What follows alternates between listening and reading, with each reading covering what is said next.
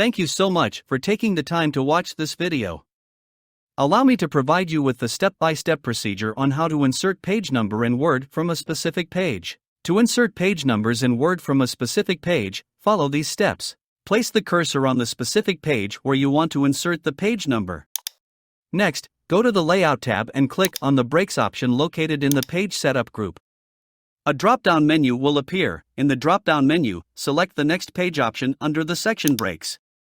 Now, navigate to the Insert tab and click on Page Number under the Header and Footer group.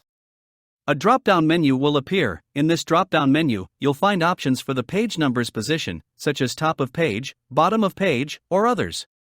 Choose top of page to set the page number. That's it.